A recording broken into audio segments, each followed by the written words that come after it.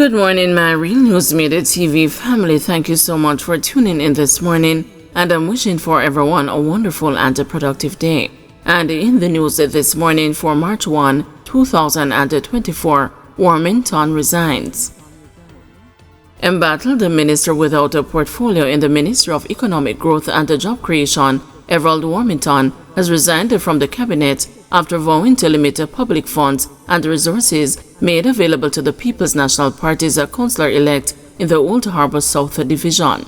Prime Minister Andrew Holness made the announcement on Thursday afternoon, noting that Warmington submitted his resignation following a meeting earlier in the day.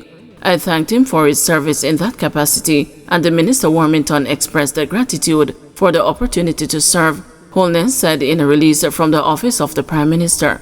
Warmington made the controversial remarks while speaking with Labourites in his St. Catharines Southwest constituency following Monday's local government elections, in which the PNP's Dr. Kurt Wall defeated the ruling Jamaica Labour Party's Lloyd Grant to win the Old Harbour South Division. He was criticizing Labourites, who he alleged sold their vote to Dr. Wall, spoiling the JLP's perfect record in the constituency. The JLP retained 3 of the 4 divisions in St. Catharines Southwest on Monday. Lloyd Grant got 1,668 votes, enough to win, more than he got in the last election. But these people, these Labourites, let him down. But me in charge, yes so, Warmington said to enthusiastic shouts of shower and chairs. I am the Minister of Works and the Member of Parliament, and no PNP council going to spend my money. He vowed to even more vociferous cheers. Late Wednesday evening, Warmington issued a statement withdrawing his comments, which were widely condemned by several bodies, including the Private Sector Organization of Jamaica, Jamaican for Justice, and the opposition People's National Party, which demanded his removal from cabinet. This is not Warmington's first brush with a controversy. During a tour of Portland Eastern on May 3 last year, Warmington was seen angrily berating councillor candidate for the Fellowship Division, Colin Bell. Warmington reportedly told Bell that he will not be conducting a tour with councillor caretakers, regardless of their party affiliation. But Bell has insisted no one in the PNP will cower to Warmington. Warmington, nobody over here is afraid of you, he declared, adding, "You don't have no manners, you're out of order."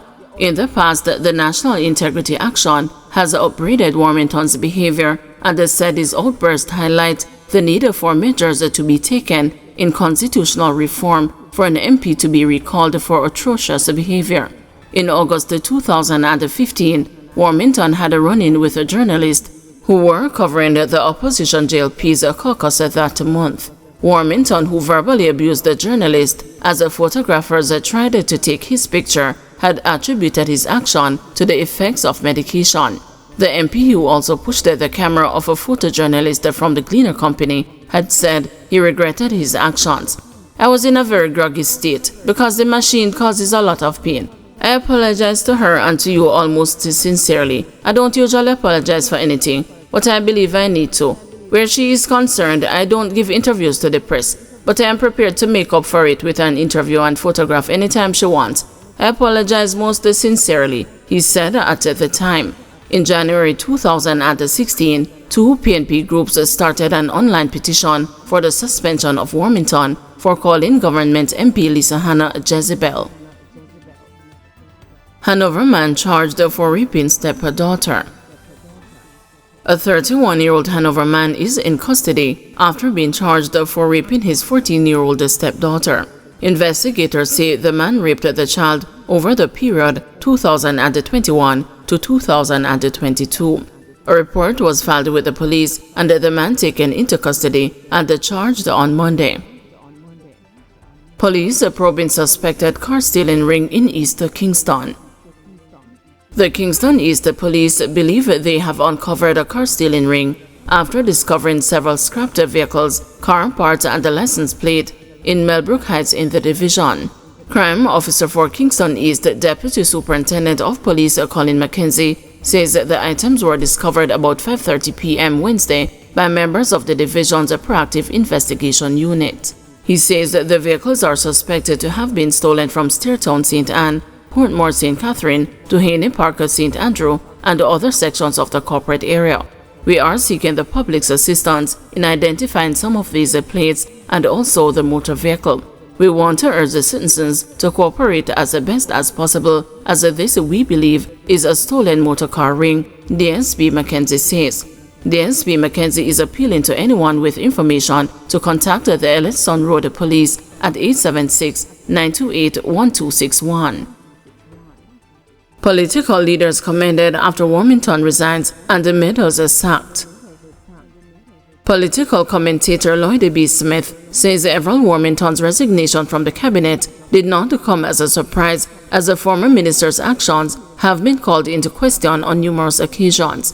Mr. Warmington drew the ire of the public as well as civil society and the private sector groups after he was captured on video threatening to withhold the funding to a PNP councillor in his capacity as Works Minister. He later issued an apology on Wednesday, but it did not prevent the calls for him to be fired from the cabinet. Mr. Smith believes action should have been taken against Mr. Warmington long ago, considering his many controversial statements over the years. We have had so many mostly misses with respect to his many occasions when he has been crude, rude, intemperate, and just outrightly outrageous.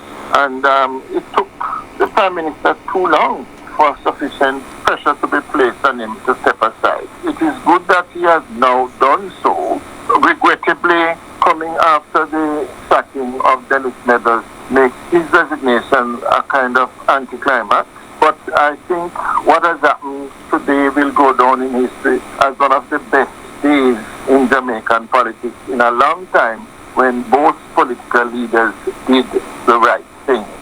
It helps to send the right signal to the wider Jamaican society that we must be a nation of law and order, and that any condonement of any illicit activity in the country, regardless of whatever benefits may be derived from it, can be justified. More so, Mr. Meadows should have realized that he is a legislator in waiting, and he was previously a senator. And it is unfortunate that he did not take those factors into consideration when he made those pronouncements, because automatically those pronouncements made him ineligible to be a people's representative in the House of Parliament.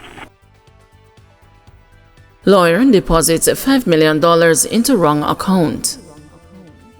A lawyer who transferred US $33,000 or approximately Jamaican $5.1 million in error to a woman's account has sought the help of the court to recover the money. The lawyer reportedly made the transfers to the account following the sale of a property. When the matter was brought before the Kingston and the St. Andrew Parish Court on Wednesday, it was stated that the funds were mistakenly transferred to an account belonging to Jody K. Bramwell. She is alleged to have spent the money. She has not yet entered a plea to the charge of simple larceny. Presiding Judge Carlo Mason adjourned the matter until March 13, as the Bramwell's attorney at law, Clayton Lawrence, requested disclosure in the matter to assist in receiving instructions from his client. Integrity Commission to discuss comments by Everald Warmington. The Integrity Commission says that the recent utterances by former Cabinet Minister Everald Warmington will be discussed at its next meeting. The body will next meet on March 4. The Integrity Commission says that the issue has been placed on their agenda as it concerns the integrity of a parliamentarian, and it also relates to the governance of the country. The IC's board chairman, retired Justice Seymour Panton, said that despite Mr. Warmington's resignation, the matter will remain on their agenda as the commission cannot stay silent on the issue.